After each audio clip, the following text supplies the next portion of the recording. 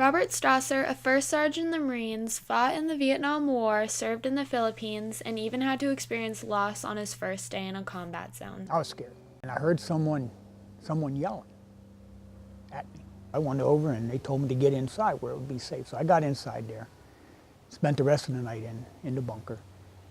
The next morning, we're going to the chow hall, which is a tent, a series of tents, when they cook food there and serve you breakfast. And I'm walking on my way. Right in front of me, all of a sudden, a rocket came in and hit the mess hall and just blew it up. I got no breakfast that day. That was my first day in Vietnam. Even though the Vietnam War caused much devastation, people like Robert found ways to rebuild hope. One of the best things I ever did, had the opportunity to go in after a typhoon in the Philippines, in Subic Bay, and the engineers were getting ready to rebuild a school that had been knocked down. It was made of grass and bamboo.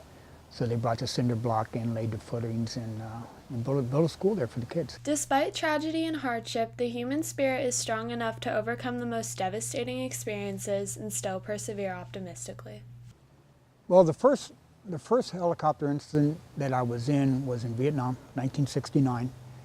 We were going into a landing zone that was hot, and on the way down, the helicopter was receiving fire, and at some point, I guess it just kind of lost power, and it flew into the landing zone, hit a tree, rolled over, and I was tossed out the back along with a couple other people.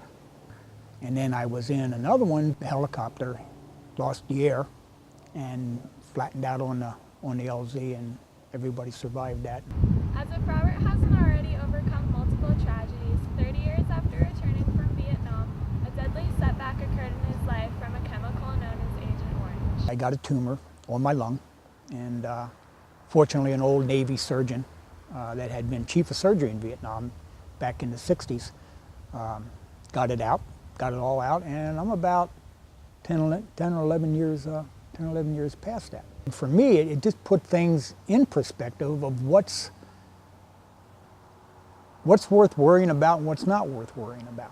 So be thankful for the life you live and live every day to the fullest, because you never know what surprises may be right around the corner. And by the way, Robert's my uncle. Reporting for VMS TV with photog Haley Bantley, I'm Kiara Decelles.